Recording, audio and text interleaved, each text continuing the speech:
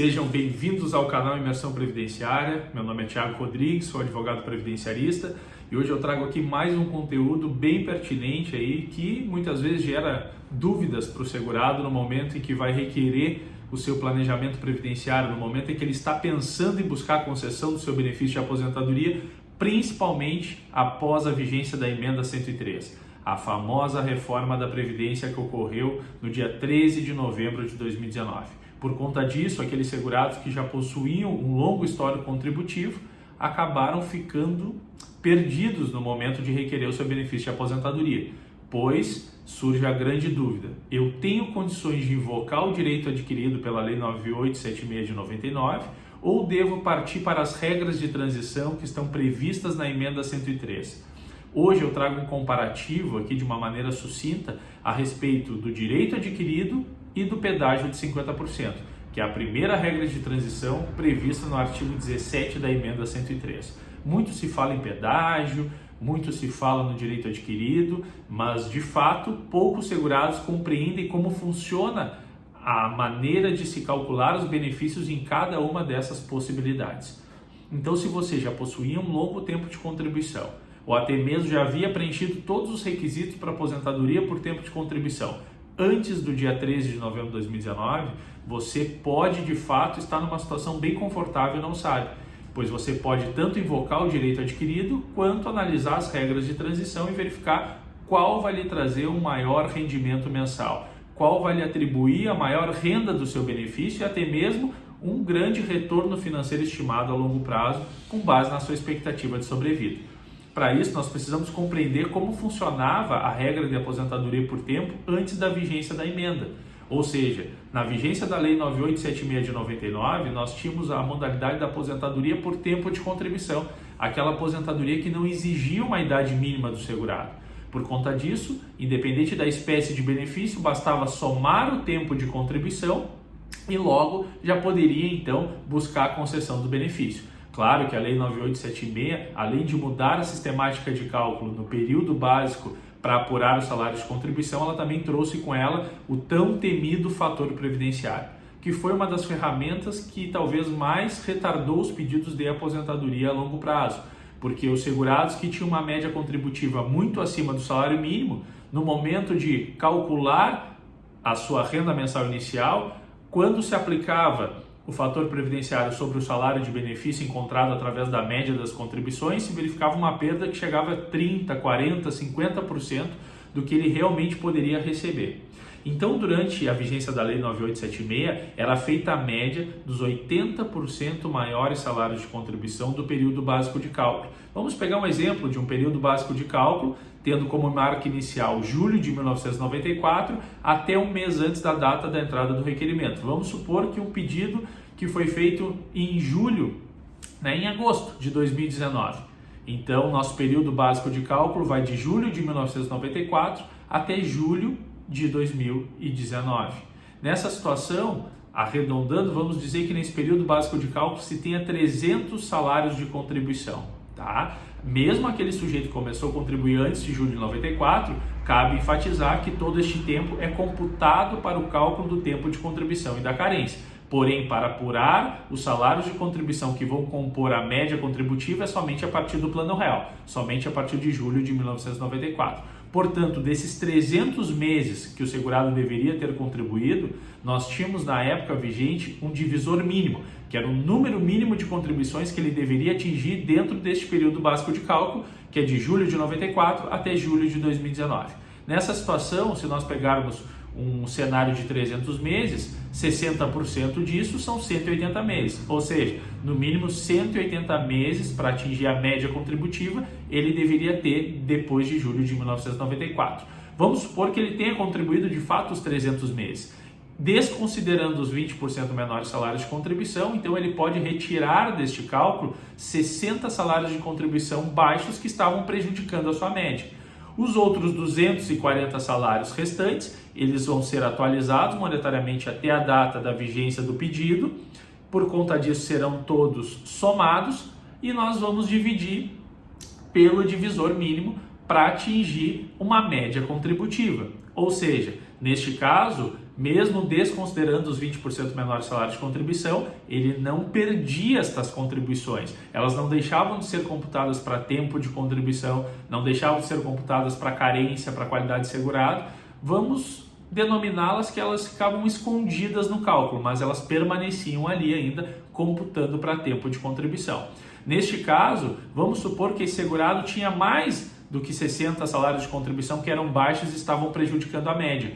Dos 240 que sobraram, ele ainda ficou com 60 salários, que é a diferença de 240 para 180, que ainda estão prejudicando a sua média, mas ainda assim ele tinha uma média apurada dos 80% maiores salários de contribuição.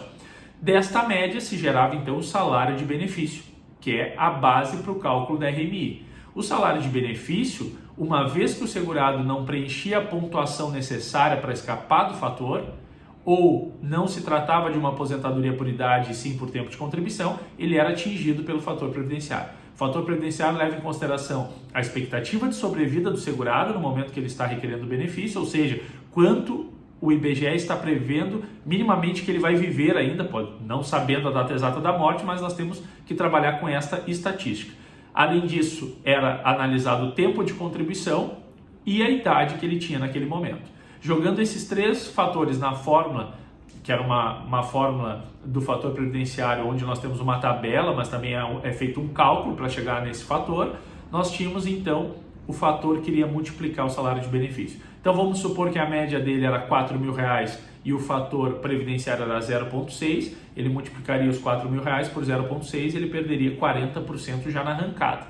Aí o sujeito para e pensa, será que é melhor eu requerer meu benefício agora, abrindo mão de 40% do que de fato eu teria direito, ou devo aguardar por uma outra situação onde eu consigo driblar o fator previdenciário, até mesmo pela regra de pontos, ou numa regra de transição, né? Ou numa aposentadoria por idade. Então nessa situação sempre gerou uma dúvida, porque antes da reforma da Previdência, o grande ápice para os segurados era ganhar 100% da sua média. E isso só acontecia nas aposentadorias por invalidez, na aposentadoria especial e na aposentadoria por idade, quando ele tinha no mínimo 30 anos de contribuição ali, né? Porque a sistemática de cálculo possibilitava que ele ganhasse 100% ou somando a pontuação necessária. Porque em 2016 surgiu a famosa regra de pontos, onde exigia 85 pontos para as mulheres e 95 pontos para os homens. Então, somando idade e tempo de contribuição, se ele atingir aquela pontuação, ele poderia se aposentar com 100% do seu salário de benefício.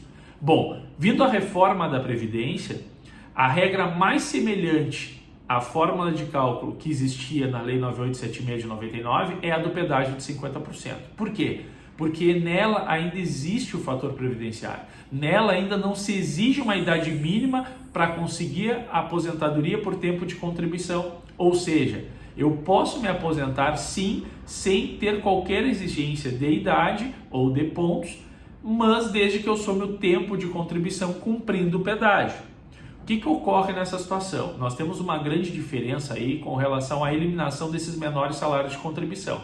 Como eu disse, na Lei 9876 pelo direito adquirido, nós desconsiderávamos os 20% menores salários de contribuição, mas não perdíamos aquelas contribuições. Ou seja, se o sujeito tinha 35 anos de contribuição homem ou 30 anos de contribuição mulher, mesmo desconsiderando, no exemplo que eu trouxe aqui, 60 salários de contribuição, ele permanecia com 35 anos de contribuição.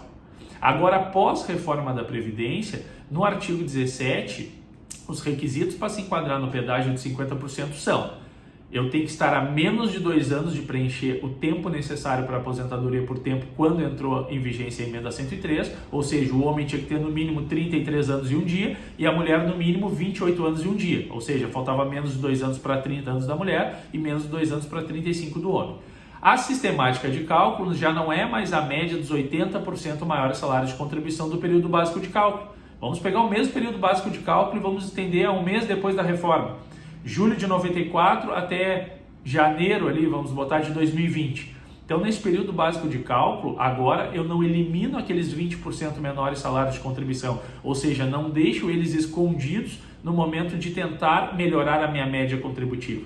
Se eu descartar os meus menores salários de contribuição, eu estou ferindo muitas vezes o meu tempo de contribuição, porque no momento que eu descarto 12 meses, eu estou perdendo 1 ano de tempo de contribuição. eu posso ter um descarte ilimitado, não fico limitado a descartar somente os 20% menores salários. Mas, em compensação, como é uma regra que exige um bom tempo de contribuição, ou seja, exige muito tempo de atividade laborativa do segurado ou da segurada, fica mais difícil de eu conseguir eliminar os menores salários de contribuição. Então, é feita uma média de 100% do salário de contribuição dentro do período básico de cálculo e sobre essa média se aplica o fator previdenciário. Muitas vezes, no momento de comparar uma regra a outra, o segurado olha e diz, mas aqui o fator previdenciário é menor, sim, mas se tu aguardasse mais tempo para requerer pelo pedágio 50%, tu já tem uma idade um pouco mais avançada, uma expectativa de sobrevida menor e tem mais tempo de contribuição. Isso são vetores dentro da fórmula do fator previdenciário que fazem que a agressividade dele seja atenuada, né? Já não venha com tanta agressividade em cima do salário de benefício para apurar a renda mensal inicial. Ou seja, nessa situação, pós-reforma da Previdência, eu vou pegar um homem que tinha 33 anos e um dia de contribuição, vamos arredondar para 33, né? Só para ficar fácil o cálculo. Faltava 2 anos para ele preencher 35 anos de contribuição. Nessa situação, ele tem que cumprir esses 2 anos de contribuição, a contar de 13 de novembro de 2019, e mais 50% do que faltava. Bom, se faltava 2 anos, 50% de 2 é mais 1. Então fica faltando ao total 3 anos a contar de 13 de novembro de 2019. Ao invés de se aposentar com 35 anos de contribuição, ele vai se aposentar com 36 anos de contribuição. O mesmo aconteceria para as seguradas mulheres, que precisariam de 31 anos de contribuição e não somente de 30 anos, ou seja, teria um pedágio de 1 ano a mais, né? E esta regra, muitas vezes comparada ao direito adquirido, nem sempre ela é tão vantajosa, porque, como eu disse, ela já na sistemática de cálculo não desconsidera os 20% menores salários de contribuição, tá? Ela não consegue descartar os menores salários sem que venha ferir o tempo de contribuição, a não ser que esse sujeito tenha mais tempo de contribuição do que necessário, porém não quer aguardar uma próxima regra de transição, que seria do pedágio 50% ou de pontos, que já exige uma idade um pouco mais avançada, e mesmo assim, então ele quer eliminar os salários que acabam ultrapassando o mínimo necessário exigido no pedágio de 50%, porque, por exemplo, vamos supor que ele tenha 39 anos de contribuição, ele precisa só de 36, ele pode eliminar 36 meses menores que estão lhe prejudicando na média, o que é muito menor do que antes, que no período básico de cálculo, minimamente ali ele poderia já desconsiderar 60 salários de contribuição, supondo que o sujeito contribuiu os 300 meses de julho de 94 até 2019. Então, nessa situação, apesar do pedágio de 50% ter uma semelhança muito grande com o direito adquirido, nem sempre ele é mais vantajoso do que invocar o direito adquirido caso o segurado já tenha preenchido os requisitos antes da vigência da emenda 103.